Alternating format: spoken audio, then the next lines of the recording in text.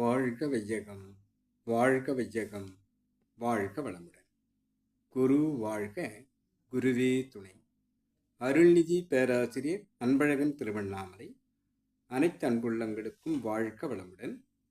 குருவின் நினைவில் நின்று குருவினது நினைவாக என்னுள் எழுந்த ஒரு பாடலை பதிவு செய்கிறேன். மோனமே ஏகாந்தம் என்ற தலைப்பிலே மௌன நிகழ்வில் ஆழியாரில் கிடைத்த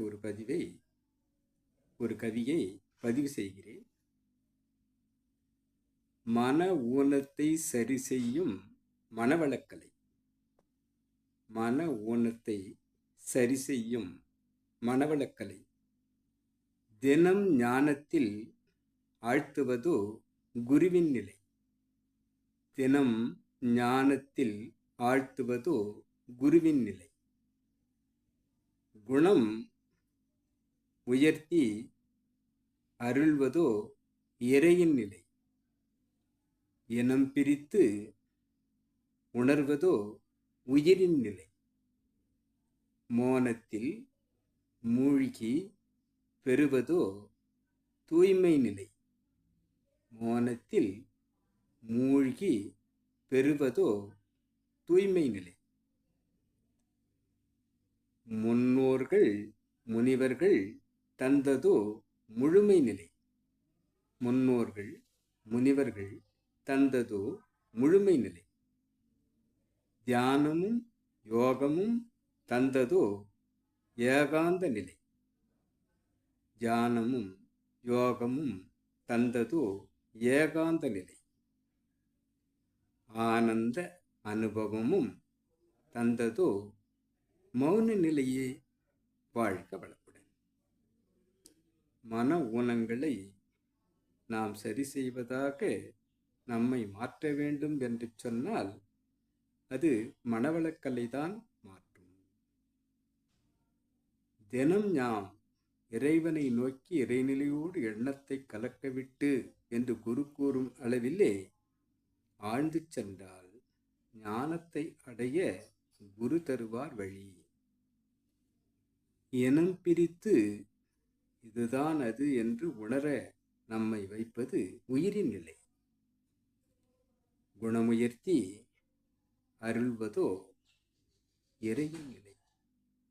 நம்முடைய குணங்களை மாற்றி நற்குணங்களாக ஆக்குவது இறை நோக்கி பயணிப்பதில் தான் ஏற்படும்.